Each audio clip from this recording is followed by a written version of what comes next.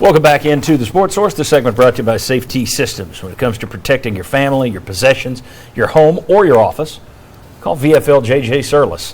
Safety Systems has been providing better security systems and contracts than the national companies for 20-plus years. I had to deal with them this week. It's immediate. You call, they answer, issues taken care of. VFL JJ Surlis, former teammate of Mike Stoll and Sterling Hinton in here. Give him a shout this week. Safety Systems.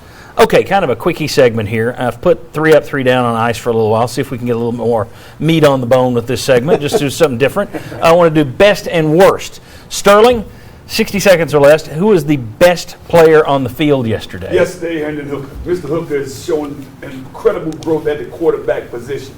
I mean, I've seen him a couple times throw the ball away but didn't force a play. I've seen him make some pinpoint passes when he needed to make a pinpoint pass. Incredible runs, getting down, not taking an extra hit. And if you'd have seen those beautiful passes he threw for touchdowns, they were really right on the money. I'm liking the way he's commanding the offense right now. Mr. Hooker, salute you. Love the improvement. Sterling looks like he's playing with a lot of confidence right now. A lot of confidence. He's looking relaxed out there. And, hey, this is an awesome system. It's a privilege to perform in it, and he's getting better every week. He was 17 of 23 yesterday, 3 touchdowns, no interceptions.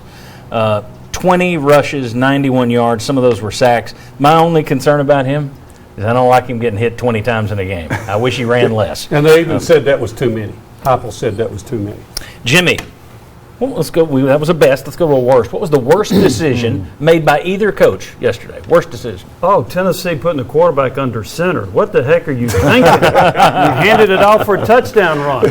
Just kidding. It's 14-0. South Carolina's on the 1-yard line. You've run it a couple of times really effectively, and then you decide to put in a quarterback run, which everybody knew that was coming, and then a halfback pass that was intercepted in the end zone. You score there, it's 14-7. Not saying South Carolina wins, but it could have changed the complexion of the game a little bit. I think South Carolina outsmarted itself right there.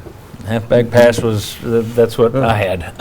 Chuck, what was the best decision made by either team yesterday? I thought the best decision was Josh Heupel just standing back on the vault walk and letting Al Wilson lead the way and letting that turn into such an emotional, inspirational type day. And everything that went into that, from you guys, the 50 to 60 former players in the end zone, it was like Field of Dreams. There was just so much to how that was handled. A lot of fans even said the pride of the Southland Band doing the jersey 27, awesome. That was awesome. Spelling out Al Wilson's name. And for a Tennessee kid, a country boy from Jackson Central, Marion, 6 foot, maybe, 227 pounds, maybe. For the effort and all those highlights, I tell you what, to make it Al Wilson Day, I'll forget about the black jersey. I'll never forget about the Al Wilson Day.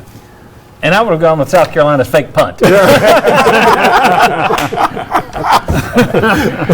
punt was a pretty good decision there that worked well. Okay. Now Wilson would have stopped it. Yeah, that's right. Yeah. Bob, what was the worst thing about yesterday's game? And these will be easier when Tennessee's playing a much better football. 45-20 win. What was the worst thing about yesterday? The worst thing to me yesterday came out of the stands, and it was Tennessee's fans booing. For the second straight week, you've had your team go out there and outperform my expectations against an SEC team. By far, yeah. And because they ran the ball too much in the second half, people started booing. And once again, I texted you, and I said, hey, the whole entire 79 people who are left for this game are now booing over this. And I just thought that was ridiculous. You could hear it on TV. It was a better brand of football than you've seen the last 2 or 3 years. Even if you don't win as many games, it's a better brand of football on both sides of the ball. Yeah.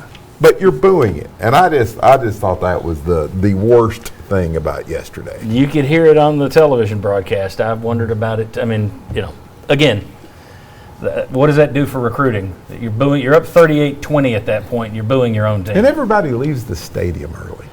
Okay, so those were best and worst. Very good. That was excellent. When we come back, depth will be an issue for this team moving forward. There's no question. You're losing people. Josh Heupel said yesterday after the game, if you've got any eligibility, come see me. We could use you.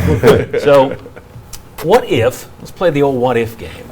What if some of these transfers that left were back on this team? How would we feel about this Tennessee team if I put just a handful of those transfers back on the roster? We'll discuss that next. Come on back.